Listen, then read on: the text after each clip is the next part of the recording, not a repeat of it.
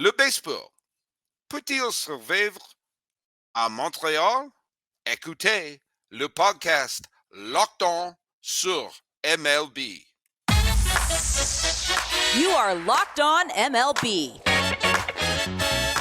your daily MLB podcast. Part of the Locked On Podcast Network, your team every day.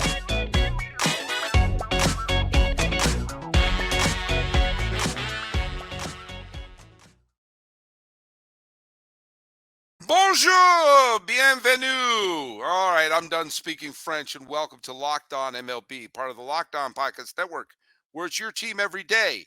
This is the daily podcast. We talk about all of Major League Baseball. I am your host, Paul Francis Sullivan. If you don't believe me, how could I have a lower third where I'm called Sully? I am an Emmy-nominated television producer who has been a baseball podcaster for well over a decade now, and I'm going to go into my sixth full season here as a host on the Locked On Podcast Network, where it's your team every day. Hey, follow us at Locked On MLB Pods on Twitter or on Instagram. And I'm your pal Sully. I'm at Sully Baseball on Twitter, Sully Baseball Podcast on Instagram. For those of you who listen to us every day and you want to post something on one of those platforms, be sure to use the hashtag EverydaySully so I can know who's listening every single day. Hey, you'll notice I'm in a slightly different place here. I am in my classroom because this is the only time I had to coordinate with a guest today, which is Laura Saba, who is one of the hosts of Locked On Canadiens. Why am I bringing on the host of one of the hockey shows? Well, I'll tell you exactly why. Because over the next few months or so, I'd love to talk about some of the potential landing places for an expansion team or a team that has moved. We've already talked to the host of Locked On Golden Knights to talk about how Las Vegas may or may not be a viable place to put a baseball team. I happen to be a big fan of Montreal as a potential landing spot. Yes, I know they had a team and things didn't work out, but that was about a quarter of a century ago, or almost a quarter of a century ago. Things have changed, things have passed, and Montreal is a very good sports town. So we're going to talk to her a little bit about taking the temperature of Montreal as a potential team. Now, first let's talk about the trivia question we had on Jeff Snyder the other day, and I said, who is the home run champion for the Los Angeles Dodgers? Duke Snyder and Gil Hodges are the overall champion, but they did most of their home run hitting in L.A. The answer is Eric Karros, and Dan Bourgeois was one of the ones who got it correct. That made me do a little bit of a double take, and yeah, it is true. When you take a look at the Dodgers' history, they have multiple championships in LA. They won in 59, they won in 63, 65, 81, 88, and yes, they won in 2020. I know some of you were writing about, that's a asterisk series. They won the World Series that was played that year. Same could be said about 81 when they beat the Expos in the NLCS. They didn't have the best record in the National League. Hell, the team with the best record in baseball were the Cincinnati Reds, who didn't make the playoffs because of the split season format. So, yeah, the Dodgers have had some weird World Series championship, but 2020 was the one they played and they won it. So how am I going to take that away from them? But on their entire history, they haven't really had that dominant offensive player who has, they haven't had their answer to Willie Mays or Frank Robinson. Oddly, they did have Roberto Clemente in their farm system, but he was lost to the Pirates in the Rule 5 draft, and he became the greatest Pirate of all time. Anyway, Eric Karros is that. It just takes 300 home runs to be the all-time Los Angeles Dodger home run champion, and Lord knows it would have been Mike Piazza if he didn't clash with ownership in 1998. And still one of the, it's funny, the Mookie Betts trade from Mookie from Boston to LA was almost a karmic repaying for LA fans for the team trading away Mike Piazza. Watch Mookie Betts clinch all the Dodger records and Red Sox fans just smash their head against the wall. No huge news coming out of the winter meetings in Nashville. By the way, we will be doing a show about Nashville as a potential landing spot for a Major League Baseball team. I think that's the most obvious one. there was there's a couple of interesting uh, facts. It looks like Tyler O'Neill is going to be traded from the Cardinals. The minute he gets traded, he's absolutely inevitably going to be an MVP candidate. Um, we mentioned Mookie Betts. It looks like they're going to shift him to second base. He's going to be their everyday second baseman, and I could see that. Even if he's an okay second baseman defensively, he's so better than almost any other, than most players in general, but certainly most other second basemen. He would just improve the lineup and allow the Dodgers to say, instead of getting an everyday second baseman, let's get another good outfielder and give themselves the depth there.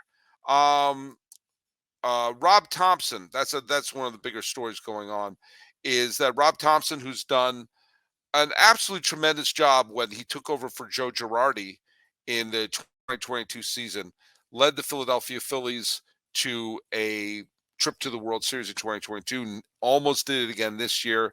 Hard to argue against him as the manager of the Phillies. He's done a fantastic job.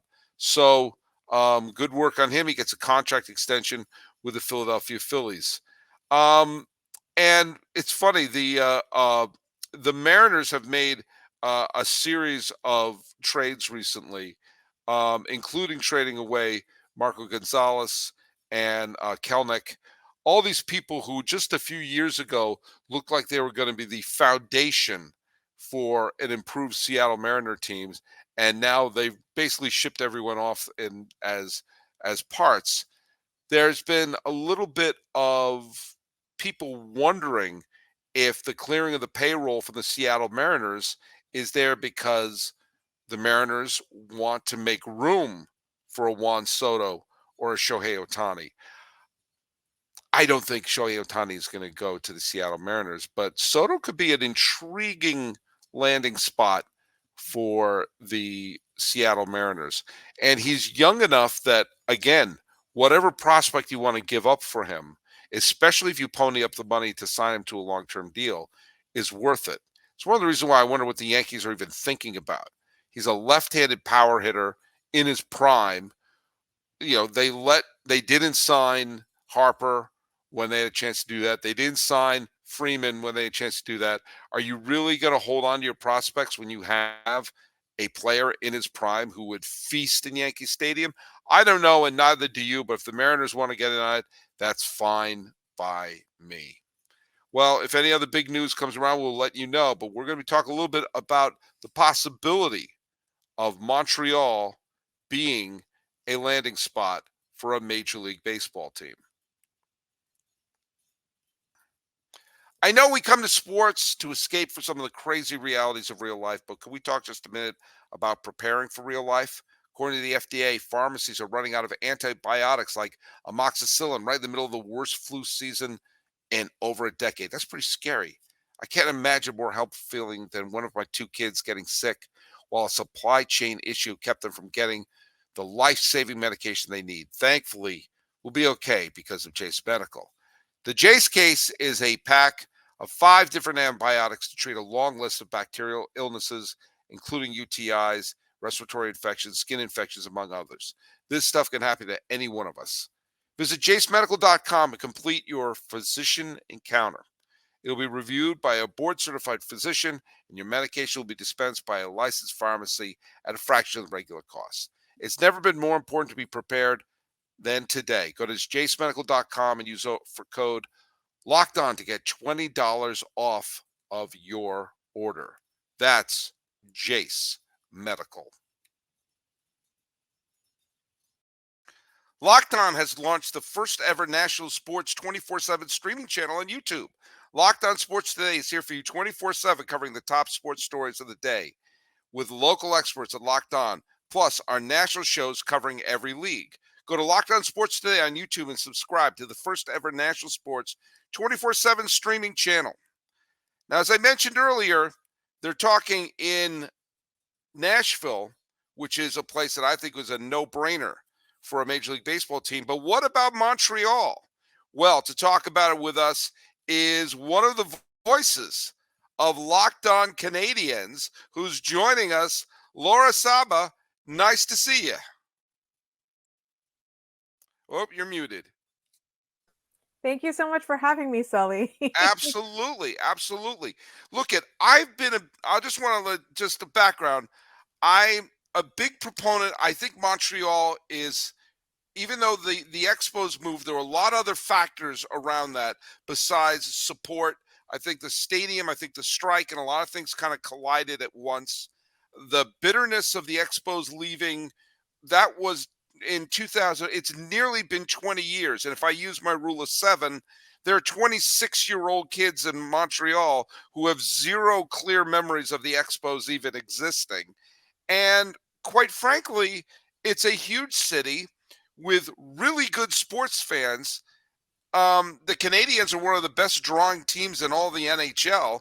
So, Laura, as someone who is close to the Canadiens and Montreal sports, tell me your thoughts about the potential of Montreal as a destination site for a potential major league team. I feel like it's gone from a pipe dream to an actual dream now. Part of it is based on the plan, like Major League Baseball's plans, but a lot of it also has to do with the way they approach it, right? Like if it's done right, I feel like there's going to be a lot of support because when I remember back in the day, I don't want to date myself or age myself, but I was in university when those games were happening, when they were leaving, and it was Right. such a sad time in Montreal, but they couldn't give tickets away. And so you have to make it somewhere where they can draw. And they were really successful at Jerry Park because Jerry Park was an amazing experience to be at. Whereas the Big O, it had the number of seats, but it was not that experience. I mean, I became a Red Sox fan. A lot of people kind of younger people sort of picked a team that's like in the area or one that was doing well to kind of follow, but to have one in the hometown, people who are baseball fans will want to go. But I think it's such a great summer thing in Montreal. The stadium will have to be accessible. It has to be easy to get to because they are competing against hockey. And that's the reality of any Canadian market. They Mhm. will be competing against hockey, whereas the Canadians will be able to draw when they're not doing well.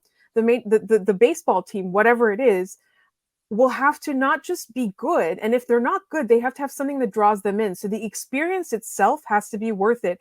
And to be honest, I live in Montreal. I'm a Montrealer. The Big O is not an experience, Oh right? no. It's not something that people want to see. So if you make it an experience, whether the team is good or not, and ideally they would be competitive, you will still get people to come. There's a lot of stuff that goes into it, but I think the idea of going to a baseball game in the summer after work, meeting your friends, having drinks, catching up, and watching sports at the same time, that's something that Montrealers would love. We have so little summer, we should be able to enjoy it. I went to a game at Le Stade Olympique back in 1995, the year after the strike. And there was so much bitterness there because they were the best team in baseball when the strike hit. And they were a legitimately great team in 1994. And they just were like Pedro Martinez was still there, but and Moises Alou was still there, but the rest of the team was just completely gutted. And look at t- Montreal is an absolutely gorgeous city, and it's a great city with a great downtown. And where they built Le Stade Olympique for the '76 Olympics, it might as well be on Prince Edward Island. It is so far away, and it looks like the Starship Enterprise crashed in the middle of a field. And when I was there, they had roped off entire regions of the stadium. So even if there were 40,000 there, there would be 30,000 empty seats. And believe me, when I was there weren't 30,000 people there. And it was echoey. And I went there with my dad, and we loved the city of Montreal. And mind you, we also went to a game at Skydome. It was called Skydome back then. And the Blue Jays were very, very good then. It was the mid 90s. And they were jam packed because they still had Molitor and Joe Carter and Roberto Alomar. All the heroes from the World Series were still there. And you're right. You see, even now, when the Blue Jays are good, Rogers Center is jam packed and it's a carnival. When the Blue Exactly. Jays are bad, there's tumbleweed blowing around in there. But the And Habs led the league in attendance last year, and they didn't make the playoffs. not only that, they were pretty bad. But I think that's exactly it. And the Blue Jays themselves too. You know, I've been to some bad games there, but when the weather's good and the Sky Dome is down, the tickets are cheap. Sorry, the roof is down. I still Yeah, call it the Sky Dome. It's me Rogers too. Me too. Center. Yeah. Yeah. Forget um, Rogers Center. Yeah, yeah. yeah, it's a great place to spend a day, but like we get so much rain here that when the roof is closed, it kind of feels like you're sitting in an airplane hangar. And that's how I would describe the Big O. It felt like a dusty airplane Oh, hangar. It didn't feel, it wasn't fun to go to, right? So if you're losing that and you don't have a good team, and you also, like, this is the thing, you have to feel that the team owner is invested in its success, right? Like if the owner of the team doesn't care about the team, then why are we supposed to be invested in it, right? And so I think Montreal fans are very sensitive to that kind of thing. I mean, we just had the Alouettes win the championship, right? Like when they got good, people were going to see the games, but mhm. like outside of that, it's pretty cold and it's hard to get to, so it's not that successful, right? I mean, So you have to understand when you take like, I can't stress this enough. Yes, there are some like football towns that, like where the Giants and Jets play in East Rutherford, New Jersey, you got to take the bus across the river and everything like that. Where the 49ers play isn't even remotely close to San Francisco. However, where this is, you have to take a train so far out of town, and there's nothing there besides the crumbling Olympic Village, and it's so you have to make you have to make a destination plan to go there. There's no, like, the stadium in, for example, in San Diego, which is one of the best stadiums in baseball, is right in the middle of the Gaslamp district. There's restaurants, there's bars, there's public transportation, and there's big park. And if you have a moment of spontaneity, you can say, "Oh, the Padres are playing there." And you walk right over to one of the best stadiums in baseball. You have to make an effort and a plan to get your ass out to that stadium. And it's just if again, I've used this analogy, but if you have a Venn diagram of the worst possible scenarios for a stadium, right in the middle of it is Le Stade Olympique. yeah. However, ironically, because it still exists, it means Montreal at least has a place temporarily to put a team. There's not a lot of in America. There's a lot of empty. There's a lot of college football stadiums that could temporarily house an NFL team. There's tons of arenas that could temporarily house a hockey team. Look at the Coyotes are playing practically in a high school. Pretty much. It was It's a like an party ice though. skating rink. But you could still put them there. Yes. There's not a lot of 30,000 seat baseball stadiums just lying around. That's why when the Expos were going to move, it was like, what are we debating? They're going to move to Washington. That's the only place they could go. And Montreal, because they have a crappy stadium, but it's a stadium. And they could finally build Labatt Stadium or whatever the hell they were going to build in downtown Montreal. Tell me a little bit about the climate, and tell me a little bit about for the lack of a better word, political intrigue of Montreal and sports right now. So I think if you're a diehard baseball fan, I totally understand this. Like people do feel that the government should, contribute to a stadium that's going to cause buy-in from Major League Baseball. Mhm. Whereas I think like the rest of the people at large don't want their tax dollars spent on this, but they would be extremely happy if private interests got together and built something, right? And there's a lot of studies, and depending on which study you look at, like, yes, it does revive an area, or no, it doesn't. It's good for economic development, or no, it's not. But the bottom line is in Quebec and in Montreal, like, we are quite heavily taxed, right? And so when people feel like it's not everybody that's going to use the services, they're not going to contribute towards it. So there's not a whole lot of willingness, but it's not an outright no. People say that if they build it, if a rich person builds it, I will come, right? Right. So I think that's it. And the mayor of Montreal in the last couple of elections, like, that was her platform, is we will contribute financially to a stadium if the people of Montreal vote for it, right? If the people of Montreal are willing to pay for it, we'll contribute, we'll pay for it. But if not, it has to be private interest. But my question is, in terms of private interests, there's so much you could do if you got a conglomerate together. Maybe there's not one family or one corporation or one person that's going to bring us a stadium, but there's so much to do if you get a conglomerate together. You put something in Montreal's image. There's so many places that are still underdeveloped or undeveloped close to downtown that are accessible, that would make such a beautiful place to spend an evening, right? Mhm. And that's exactly it. It's like if you build the experience, people will come. But I know that as a population, we're not willing, all of us, to pay. The diehards are willing to pay. Myself as a sports fan, I'm kind of hybrid. I'm like, I need to see some private interest as well.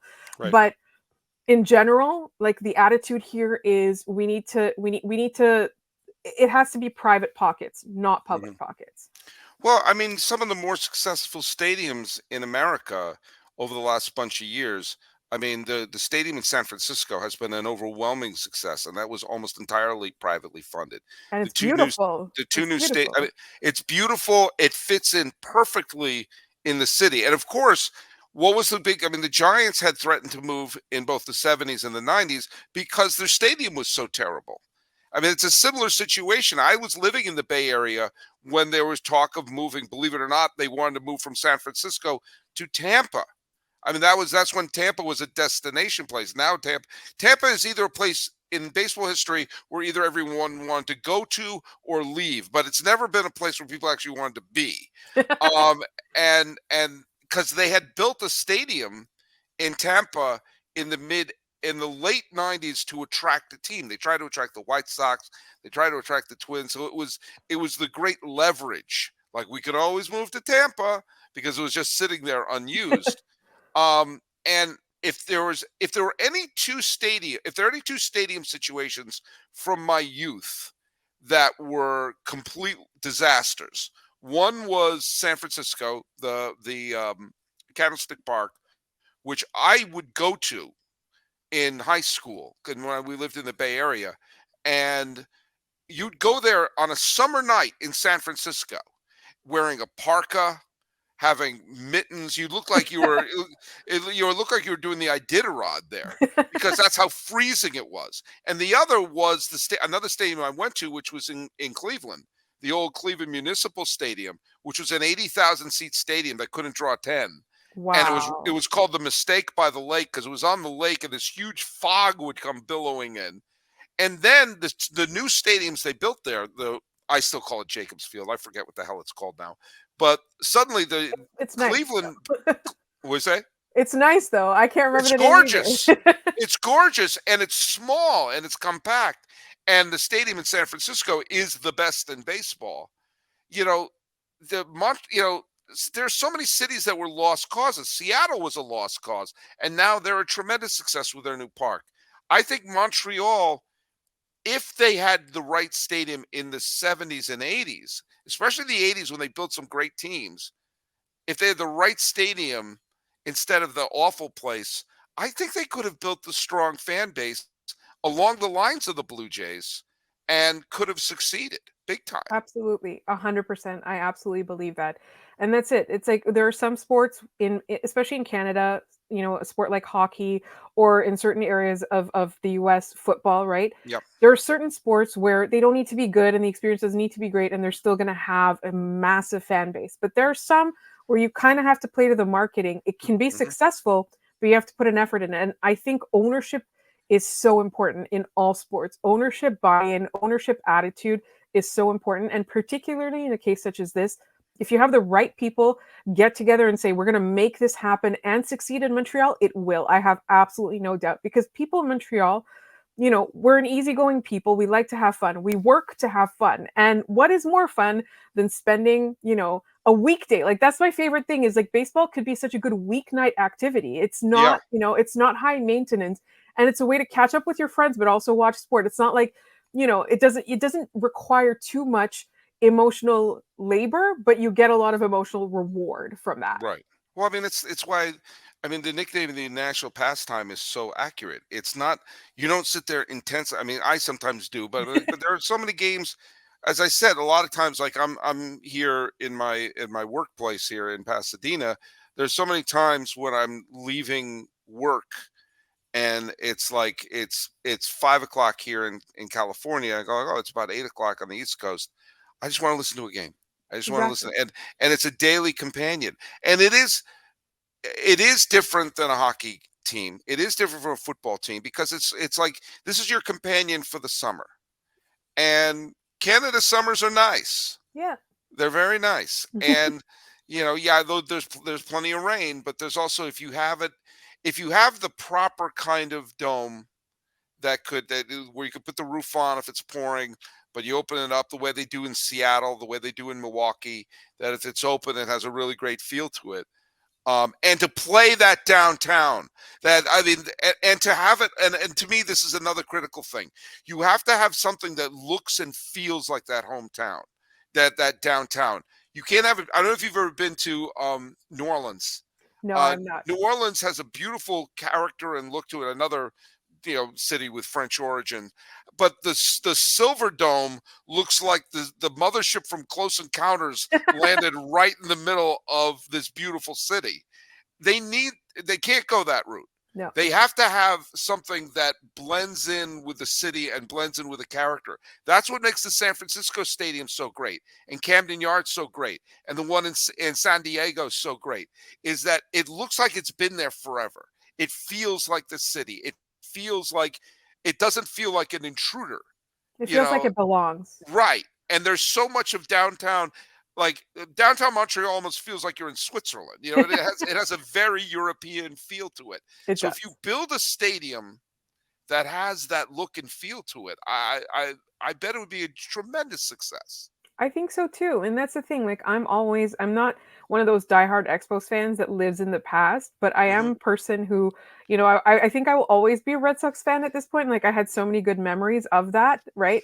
Right. But at the same time, like I would 100% support the team, and like, I would get season tickets or packs or things like that. I would drag my friends to the games so that they could experience them. Like I would 100% invest in them, even though I'm a fan of another team, just because of the experience, just because I want it to grow in Montreal. Like I would want, kids to grow up with this team and fall in love with it, right?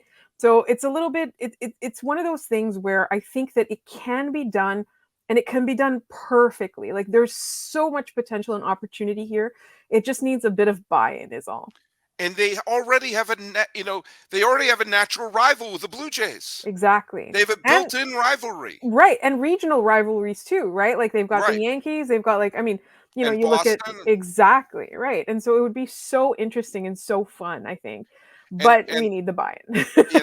and by the way, if it happens, and I was thinking about this the other day. In fact, I was thinking about this before you logged on. This would be critical for me as as someone who does love the history of the Montreal Expos and just the history of baseball in general. If there is a new Montreal team, first of all, they must be called the Expos. Okay? And the records of the Expos, remove them from the Nationals and just say it's as if we're picking the franchise up. Yeah. And then in exchange, the Washington Nationals get the records from the old Washington Senators and everything. That becomes part of their franchise. To me, like, so Walter Johnson and Goose Goslin and all the great senators from the 20s and 30s, they get to be part of that history of Washington and celebrate the history of Montreal baseball with, you know, Gary Carter and Vlad Guerrero and Larry Walker and Tim Raines and Andre Dawson and Steve Rogers and Bill Lee and all of them. I'm about to rant off a whole bunch Oh, of them. I was just getting goosebumps. The second you said Gary Carter, I started getting the goosebumps. Yeah, yeah. I mean, I got to ask this. Yes. Every time I walk down the street and I see someone with an Expos cap, Yes. and you see them everywhere. In fact, there's a kid in the school. I teach in a high school here. There's a kid here who wears an Expos hat, and he was not born. This kid was not born then. He's in high school now. Every time I see an Expos hat, I get a little goosebumpy Oh, here. How often do you see people in Montreal wearing Expos gear? Expos gear? Quite a bit, actually. Like there are some that are fans, or the children of fans, or the Mhm. younger siblings of fans. There's quite a lot, but it's also kind of like a Quebec Nordiques jersey, where like the team's not Yeah, there anymore, but the logo now is like, the it's a great emotional. logo. bitterness has passed, right? So it's just like Mhm. it's a beautiful statement piece and people wear that stuff. But, like somebody wearing an Expos hat is more often than not like a baseball fan. Like they might be a Right. fan of another team. It's just something cool to It's have. a great hat. It's Such a yeah, great logo. yeah. And It's a it great doesn't carry the same kind of it doesn't carry the same kind of baggage of an existing team. True. True. Well, hold on. Before we wrap things up, I do gotta read this one more time. Locked On has launched the first ever national sports 24/7 streaming channel on YouTube. Locked On Sports Today is here for you 24/7, covering the top sports stories of the day with local experts on Locked On, plus our national shows like mine, covering every league. Go to Locked On Sports Today on YouTube and subscribe to the first ever national sports 24/7 streaming channel. I'm also going to do the trivia question. We do a trivia question at the end of each show. But don't, if you know the answer to this, please don't say it. Hey, we were talking about Montreal baseball. We rattled off a lot of great names. Who has the most home runs in Montreal Expos history? Who is the Expos all-time home run king? Don't say the answer, Laura. If you know it, put it right down here on YouTube or at Locked On MLB Pods on Twitter or whatever it's called now, and Instagram, or on my personal Sully Baseball on Twitter, Sully Baseball Podcast on Instagram. Laura Saba, tell people where they can listen to your terrific show. They can find our podcast wherever they find your podcasts. We're free and available wherever you get your podcasts on audio, as well as on YouTube and on Twitter or whatever it's called now. We are at LO_Canadiens. Well, I'm really thrilled you came on. We were only supposed to do one segment. We wound up doing two. But Thank you so that's much. because it's fun to talk Expos. It's fun to talk Expos. And thank you so much for joining us and being part of the Locked On MLB. Not often do you have a hockey baseball crossover, but that's how we're doing things. Thank you so Well, much.